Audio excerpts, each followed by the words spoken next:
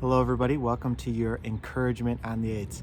Standing here in my backyard because I wanted to share with you some really encouraging things from Isaiah 44. This morning we read the first 8 verses, but I really just want to share just a couple insights on these first 4 that I hope will be an encouragement for you this morning. Just these last couple days as we've been in quarantine in our home, my son has recently learned, my youngest, to ride his two-wheeler bike. It's a pretty big deal, right? But here's the thing, as fearless as Elijah can be, he was a little nervous. He was scared. He was a little apprehensive, to say the least, to take off the training wheels and to get after it. But the thing that really got him over the hump, the thing that got him to get back on that bike time and time and time again, as he was trying to learn time and time again, was his brother.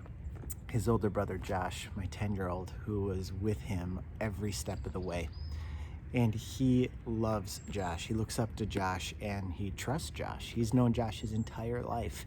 And so when he got nervous, when he wasn't really feeling like he could get back on the bike, he knew that Josh was right there, holding on to the back of his seat, encouraging him every step of the way.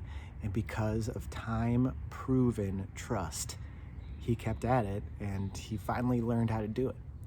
And as we open up Isaiah 44, I think we see God telling us something really similar. Let me read it to you. It says, "But now listen, Jacob, my servant, Israel, whom I have chosen. This is what the Lord says. He who made you, who formed you in the womb, and who will help you. Do not be afraid, Jacob, my servant, whom I have chosen." God is saying, look, you don't need to be afraid.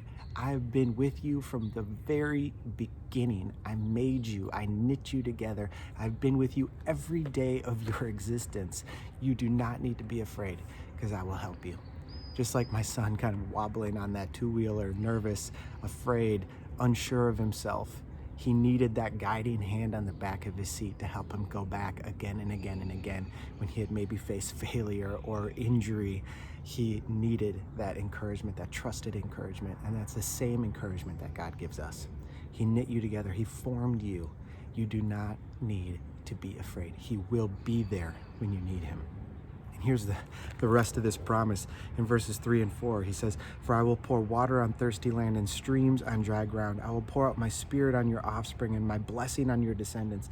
They will spring up like grass in a meadow, like poplar trees flowing by streams." When Jesus brings his help, when he brings his blessing, he doesn't just bring a little trickle. He doesn't say he's just going to moisten the dry ground. He doesn't say that he's just going to bring a little bit of refreshment. No, he's going to bring streams. He's going to pour out water. He's going to dump his blessing and his provision and his help on you. When God goes, he goes big. He's an all or nothing God. And so not only does he know you and he'll be with you, and he promises because he formed you and knit you together, you can trust it. But when he brings his help, when he brings his blessing, he brings it all. God doesn't go halfway. And he doesn't go halfway. He doesn't go halfway in just bringing it to you. The promise here is that he'll bring it to the generations behind you, to your descendants, to your offspring. God is a God of abundant blessing. He's a father who loves us, who's with us every day, every step of the way, whether we feel it or not, so that we can have courage to get back on the bike and know that when he brings his help, when he brings his blessing, he comes in a flood, and not just to you, but also to the generations behind you. So be encouraged today. Read Isaiah 44, reflect on these first 4 verses, and I think you'll see a God there that you can trust.